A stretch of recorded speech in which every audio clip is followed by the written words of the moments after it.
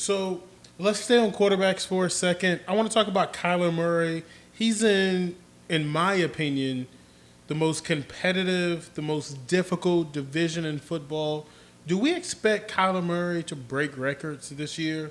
I mean, he's coming off of injury. He's in a very competitive division. He's going at a place in drafts that I think people expect him to do some special things.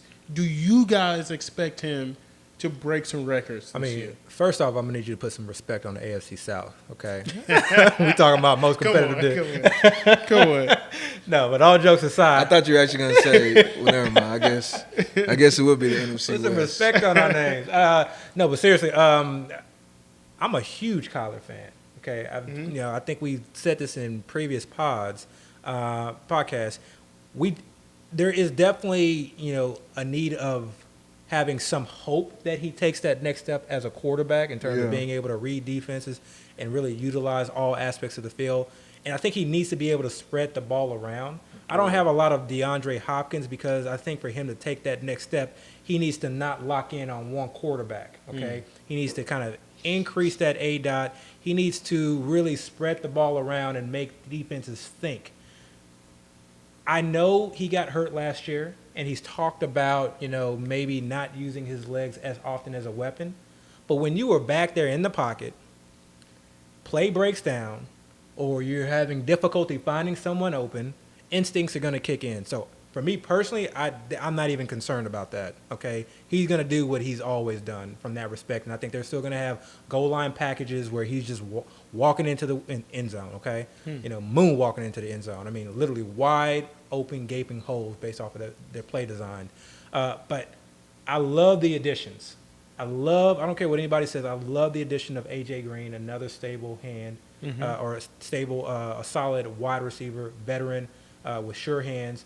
I'm going to erase what I saw last year, okay?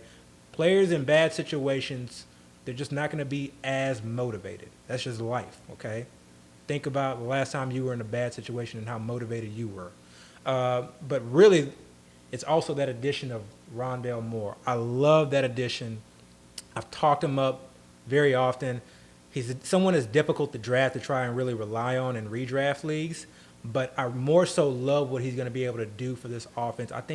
I'm hopeful that they're going to be very, very creative with how they use him, and I think he's just going to be an exceptional yak guy.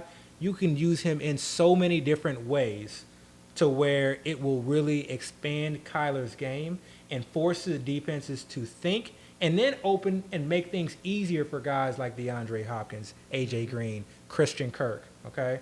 So I'm a huge fan of Kyler, and I love where he's going this year. Him, Lamar, I love those guys this year in the 6th round. Dale, do you expect Kyler to really break records in that division? No, I don't. I think he's going to have a great season. Yeah. But you're saying he's going to break records? No. Yeah. No, I mean, it's not easy to just break records. He was having a great season last year.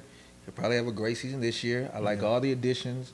When you talk about records, are we talking like fantasy point records or just like passing yardage or rushing yardage? Because he could break the rushing yardage, of course, even though that's set by Lamar right now. I don't know if he could do that. Yeah, I don't even know if he can do that. He's because definitely Lamar had not a passing crazy the passing season. records. And he's not passing. Right. He's not going to break the passing record. This so. is the crazy thing about him. It's like he doesn't really throw for a lot of touchdowns. Okay, No, he runs for a lot. He runs for a lot. Yeah. But if that offense can really break through and he can really improve in the passing game, I'm telling you, he's just going to explode. He started off last year. With his stature, though, and coming off an injury, do you expect him to run as much as he did last season? Yes, I do. I don't know.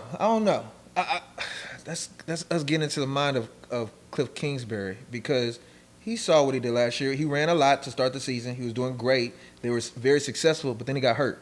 Mm-hmm. And then when he got hurt, I don't know if it was the coaches reeling Murray back or Murray himself saying, I can't run as well, or maybe defense is just getting a better hand on how to contain Murray. Something happened. We all saw it. Yeah, combination of all three. So I don't know what they're going to decide to do this year. Are they going to say, well, we were successful, let's go all in on this? You just tweak it a little bit? Or are they going to say, you know what, that kind of was a little bit reckless, so let's back up a little bit and let's utilize all these new weapons that we brought for you so you don't have to run as much? Or is it going to be a mixture of both?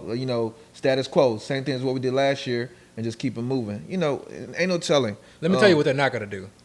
they're not going to ground and pound because who do they bring in for running back position?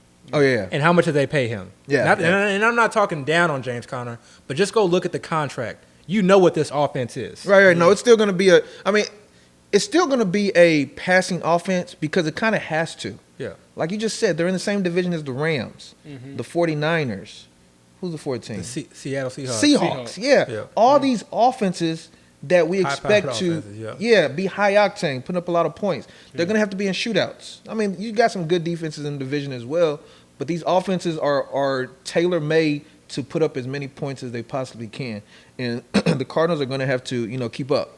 So definitely they're going to have to throw a lot, utilize their strengths, which is Kyler's legs, Hopkins, playmaking ability, Rondell's playmaking ability. Yeah. And I even like James Conner's pass catching ability better than I like Kenyon Drake's. Kenyon Drake is the most confusing player in the world to me because I remember him in Miami, and I think that's what most people are drawing from, and I get that, and I understand that from a standpoint of what he can do in a passing game. But if you go back and watch what he did in the passing game when he was with the Cardinals last year, it was terrible. He did not look like a pass catching back. I don't know if people are leaning on his Miami days. I think what people are more so leaning on is the days when he was traded to the Cardinals and how he finished that season. Yeah, he was a league winner He did. at the end of that season. I think He that's did. what people are still But I'm speaking more hanging from their hat on. I'm speaking more from a passing game standpoint. So I Gotcha. think I like.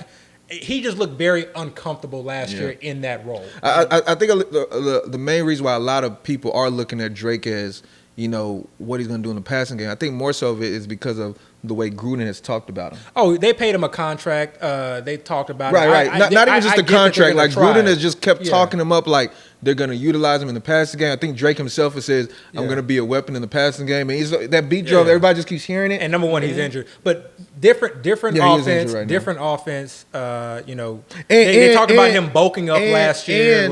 And somebody put a stat on Twitter this week where they said Josh Jacobs, his whole career has only had one target on third down.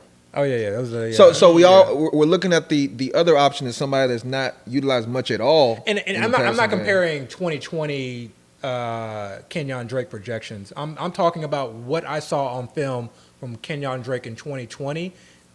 How little he offered in the passing game. Yeah. I think James Conner will do a better job from a standpoint of helping Kyler out.